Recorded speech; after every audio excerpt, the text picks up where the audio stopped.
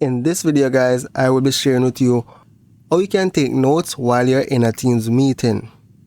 So from the menu section, what you want to do is select show notes. Here you can add an agenda, add meeting notes, and add a follow-up task. So here I am going to add an agenda. I'm just going to say new videos. So simple meeting notes could be get new microphone,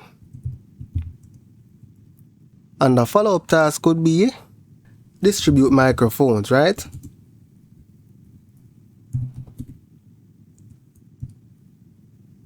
So I'm just going to say assign to myself.